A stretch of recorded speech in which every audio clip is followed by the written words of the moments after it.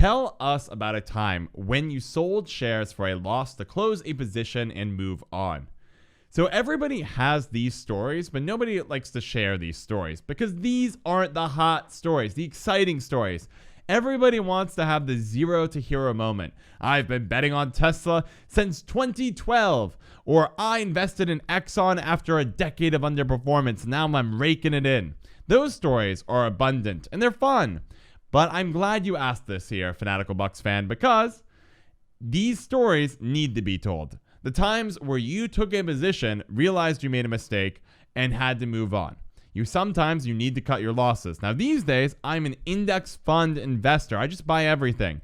I don't worry about the moments where I need to sell something and buy something else. Buy everything at a low cost, and I'm good.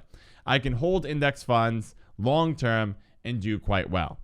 But before I joined the church of index funds and decided to look at the facts and realize this is the best way for most people to invest, I dabbled. So here's two stories. One was when I was a kid, 15 years old, and I just got into investing. My dad had turned me on to the idea, and he told me to pick a couple things to invest in. And he strongly recommended SPY, the S&P 500 ETF. So I bought that, and I bought 2 random stocks. And as a kid, I didn't really know quite what this all meant. I just knew if I put money in the market, I might get some money. A couple months passed, and then I get in the mail my quarterly statement. This is very exciting, right? Quarterly statement. It's going to tell me what I made. I opened it up, and I made like $50. It was great. I'm like, yeah, I'm doing really well. And then I realized the only reason I made just $50, just 50, is because SPY went up and all my other random investments went down.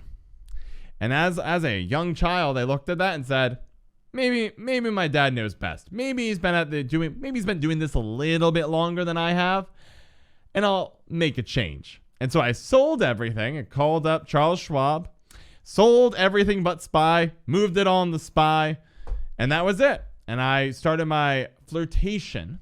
At the time, I'll call it a flirtation for one moment, but flirtation of index funds. Stuck with them for a long time.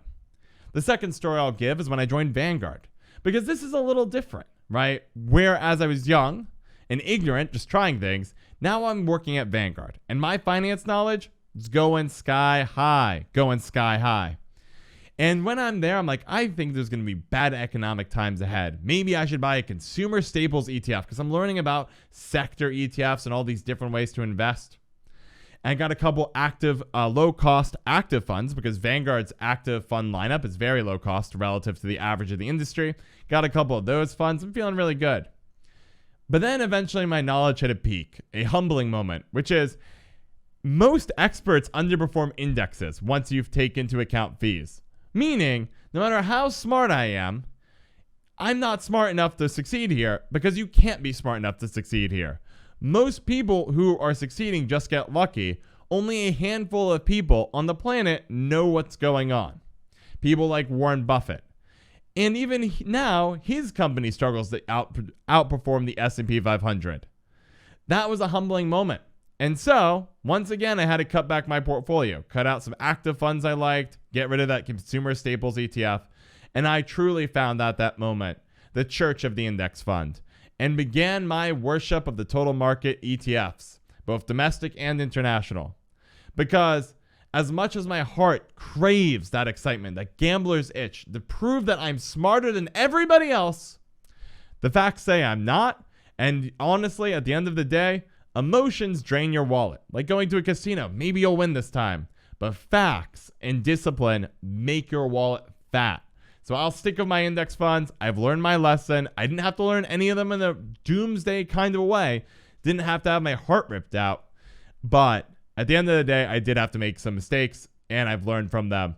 And I'm a full believer that for the 99.9999% of people, which likely includes you, and anyone else watching this, they should be buying low-cost, well-diversified index funds, and if extra time they have, they should be looking at opportunities that are more likely to make them money. Getting a raise at work, starting a small side hustle.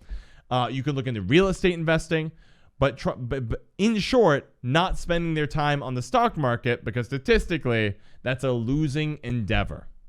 You don't want to be a loser. Be smart with your time. Be smart with your money. When it comes to stock market investing, stick with the boring index funds.